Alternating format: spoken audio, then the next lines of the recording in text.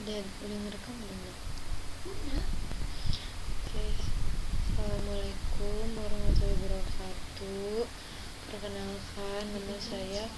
Assalamualaikum warahmatullahi wabarakatuh. Perkenalkan nama saya Kolbi Nurul Islami dengan NIM 210100.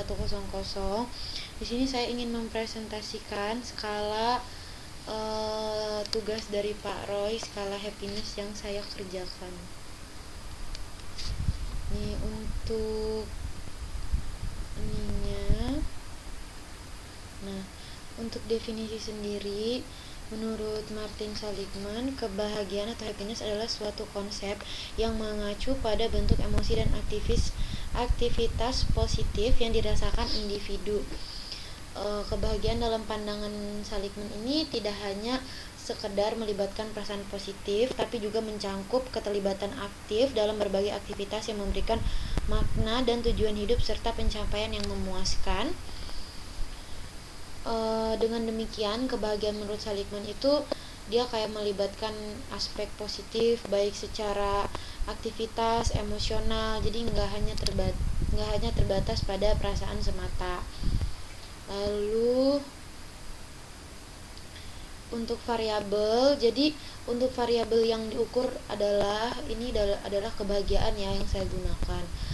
Alasan memilihnya ya karena keinginan untuk mengetahui tingkat kebahagiaan pada orang yang di sekitar umur ya sekitar 18-an sampai 30-an. Pada rentang usia ini banyak individu yang sedang menjalani masa transisi penting dalam kehidupan seperti kayak pendidikan, karir, terus hubungan pribadi.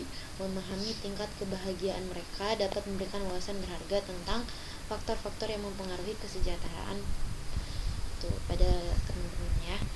Alat ukurnya yang saya gunakan di sini skala Likert ya. Likert adalah skala psikometrik yang umum digunakan dalam kuesioner dan merupakan skala yang paling sering digunakan dalam survei. Ada dua jenis pernyataan yang menggunakan skala Likert. Pernyataan favorable itu positif yang ini salah.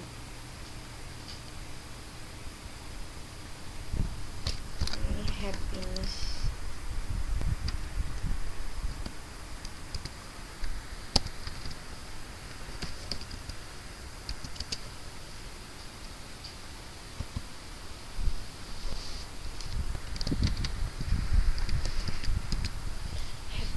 Ya, jadi ini saya mohon maaf banget ini salah ya, tadi bukan quarter life tapi happiness pada individu, maksudnya kebahagiaan itu nanti ada yang favorable, ada yang unfavo. Nah, kalau unfavo itu untuk yang negatifnya, untuk mengukur tidak adanya happiness. Pernyataan favorable diberi 4, 3, 2, 1, sedangkan pernyataan unfavorable 1, 2, 3, 4. Bentuk jawaban skala Likert terdiri dari sangat setuju, setuju, tidak setuju, dan sangat tidak setuju kayak gitu. Terus untuk tujuannya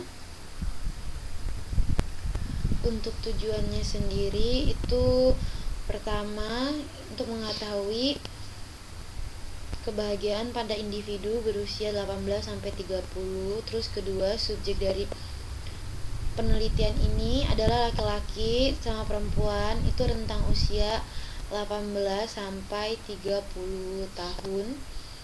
Ya kayak gitu. Pada kelompok usia ini dipilih karena mereka menyelesaikan pendidikan, memulai karir, dan membangun hubungan pribadi yang signifikan. Terus habis itu untuk aspeknya sendiri aku ada 4 ya. Pertama, menjalin hubungan positif dengan orang lain. Terus keterlibatan penuh dalam aktivitas dan menemukan makna dalam keseharian. Terus bersikap optimis namun tetap realistis. Terus ini yang keempat, menjadi pribadi yang resilient. Lalu setelah itu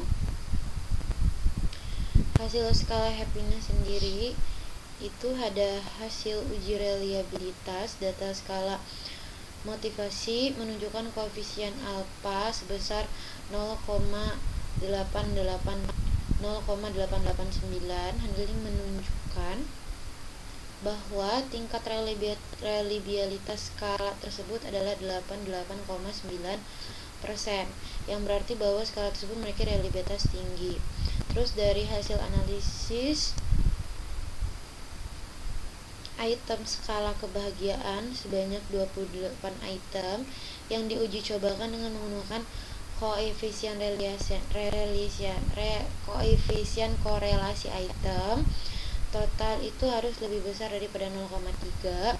Dari 28 item yang dicobakan terdapat 3 item yang gugur, item 1, terus ada 13, lalu item 5.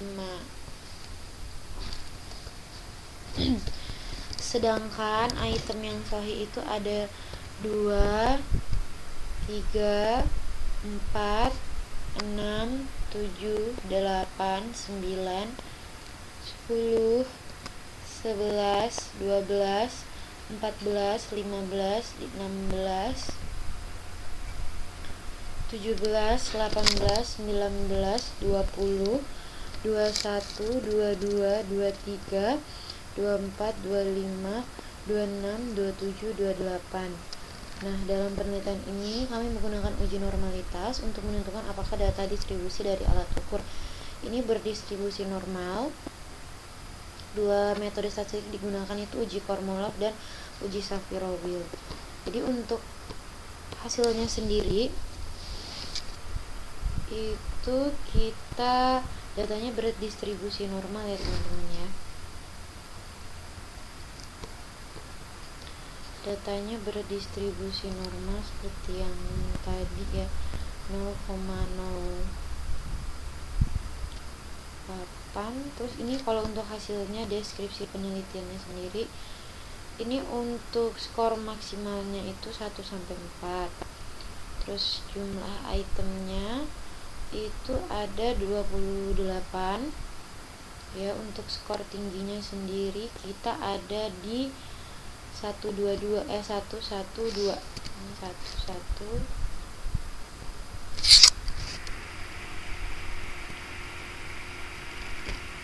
Mohon maaf ya, udah lama. Nah, untuk skor rendahnya sendiri 1x28. Jadi untuk ranknya itu ada di 84 seperti itu. Ya, jadi untuk min hipotetiknya kita ada 70. Lalu untuk kesimpulannya, jadi yang seperti kita tahu, penelitian ini melibatkan 18 responden dengan rentang usia 18-30. Data dikumpulkan melalui kuesioner. Jadi aku pakai kuesioner online ya yang disebarkan. Ini ada 18, ini yang tryout-nya.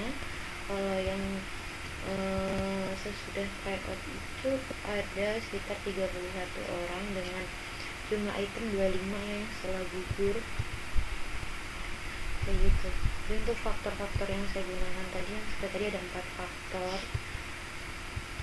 4 item, maksudnya ada 4 aspek ya, seperti itu.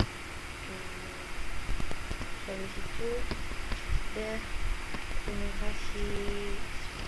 Dan ini untuk yang lebih jelasnya nanti ada di laporan akhirnya ya Pak. Makasih banyak, cukup sekian presentasi dari saya. Wassalamualaikum warahmatullahi wabarakatuh. Udah gimana?